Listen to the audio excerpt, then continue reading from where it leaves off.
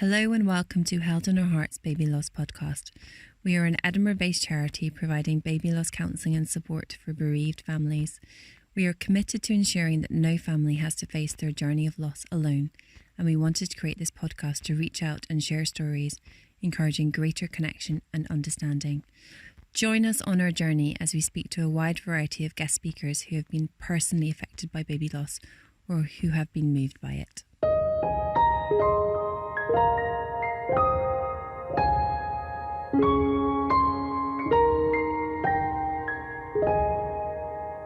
Hello and welcome to this podcast. Today we are talking to Michael McQuire, who's one of the co-founders of the charity Aman Cara, based in the Highlands in Scotland. We chat to him about the founding of the charity and also about his journey as a bereaved parent after he lost his precious son Kyle. We also chat to him about big steps for small feet and how his dream became a reality in joining 10 other baby loss charities and climbing Ben Nevis. We ask what keeps him grounded and also what he's grateful for. We also chat to him about his support that he's given to other bereaved dads and how that support given to him was a huge help. We look forward to hearing your story, Michael.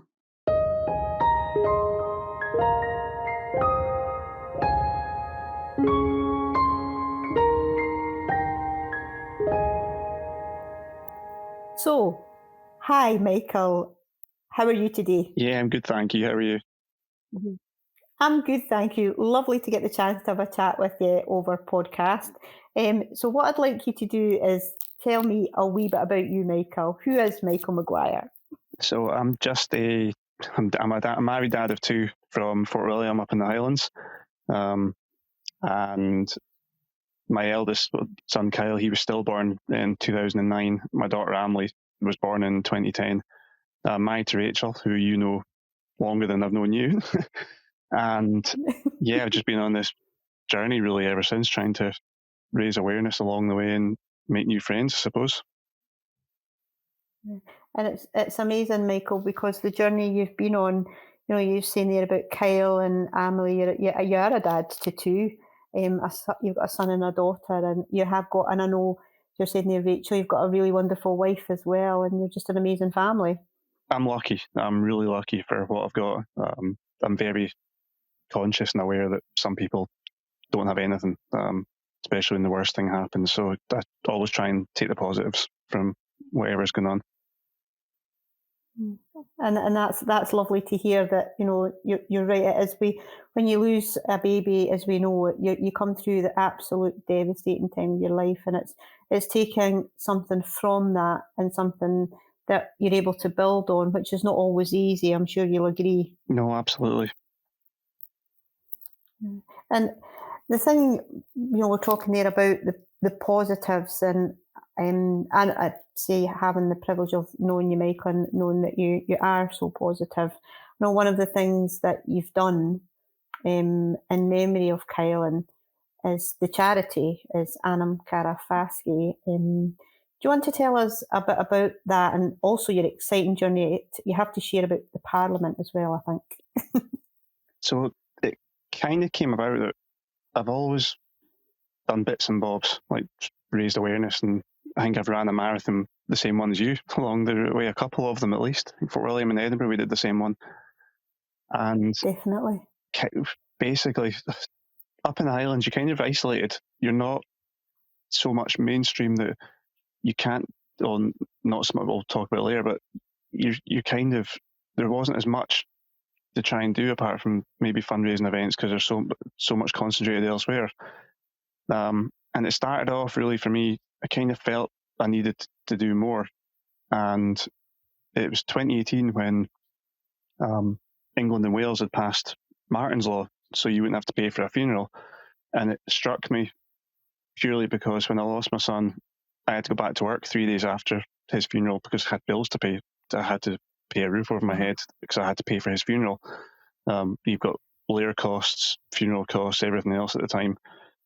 And because of that, I couldn't go anywhere. So it struck me for the last 13 years. I always said, if I could, one thing I could wave a magic wand, it would be you wouldn't pay for a funeral and you get somewhere to go.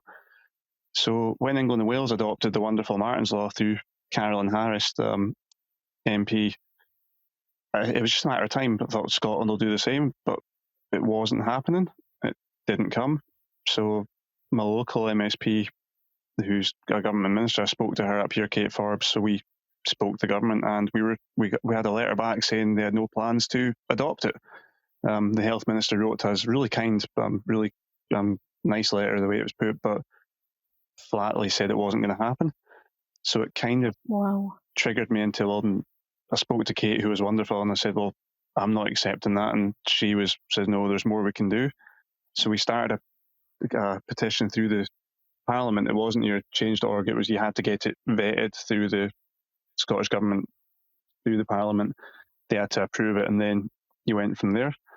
So Kate took it on my behalf and fought quite hard, like over the coming weeks that followed, till eventually one day I got a phone call saying, yeah, they've changed their mind. We're going to release a statement this afternoon. We've done it.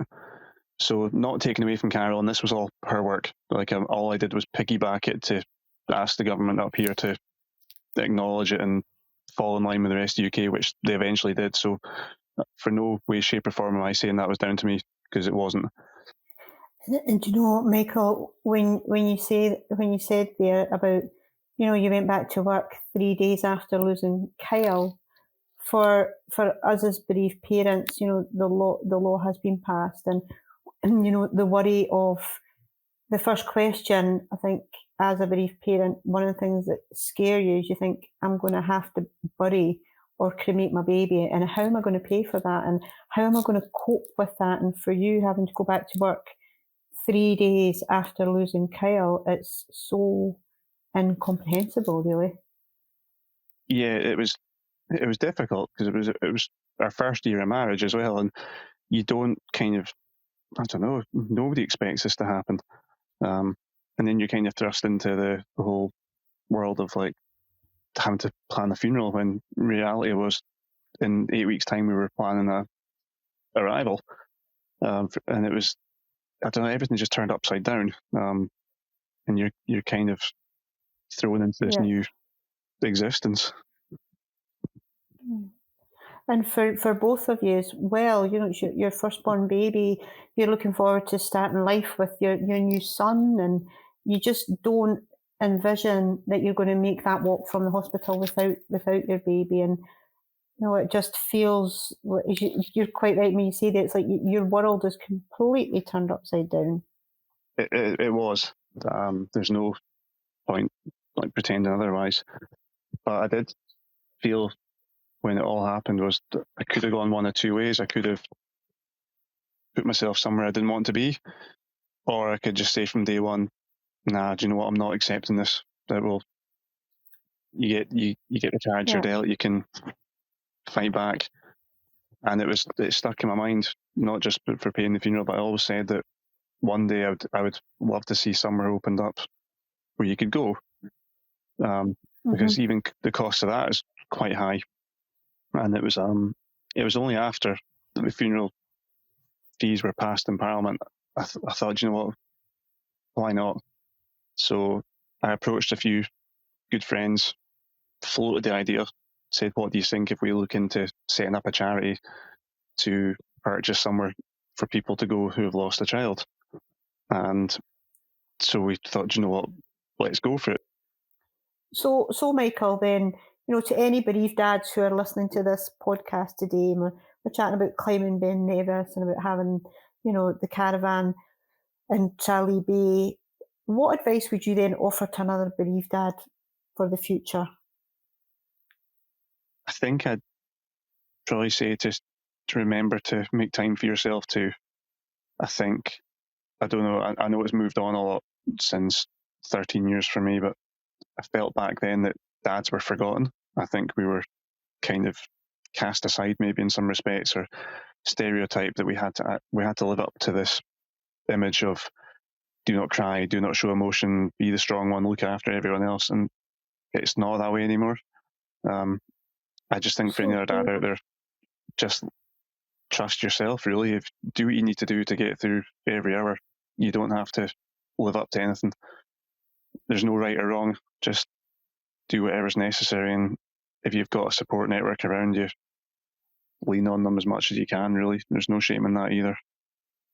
And as we know, dads, they do grieve equally, but they also grieve very differently. I loved what you said there about, there is no shame in asking for help. There's no shame in looking to get support if you need it. One of the best supports I found was people I've never met. Like on social media, for example, there's a lot of dads from the Health in Their Hearts team that I've just become pals with online. Anything, just like talking about normal stuff like football or just you see them popping up laughing at everyday life events, and you kind of just remember that you're still someone. You've still got people who understand as well, and you do make some wonderful friendships out of it that obviously you'd wish had never happened for obvious reasons. But I like to think if you take a positive outlook on things, that some goodness can come from the worst things to happen. Kind of gives you hope to keep fighting another day, I suppose. It's so true. It's a club that none of us want to belong to, but leaning on each other for support makes that club strong. Yeah, 100%. So, Michael, taking a positive spin and you are really good at that. You always do see the positive. What would you say that you're most grateful for? It's a tough one. I suppose there could be 100 answers, but I think for me, it's getting up every morning and you see the sun coming up, because it's a new day that you can do anything's possible. I know it sounds cliched, but it really is true, because you might have had a really bad day 24 hours before, but you can overcome it the next day as well. You can keep going. Doesn't matter what you're doing, you're making a difference, whether you're just battering on every day or you've decided to, I don't know, one of the wonderful runners that you've got for Health in Their Hearts for your Edinburgh Marathon, or you're simply just being a shoulder for your loved one. You're winning every day that you're getting up.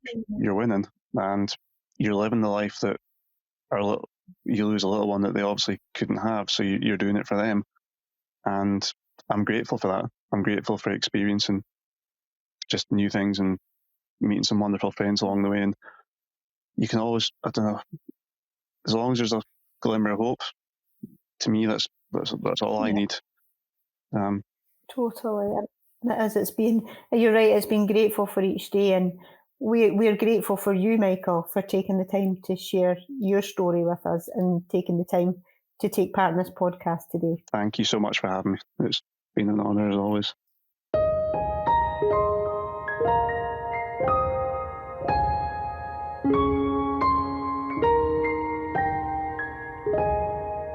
Thank you for listening to this podcast today. And we thank you, Michael, for taking the time to share some very personal stories with us. If you have been affected by any of the issues in this podcast today, or know anyone else who has, please contact Health in Our Hearts via our website, www.healthinourhearts.org.uk, or you can contact us on the phone. Thank you for listening.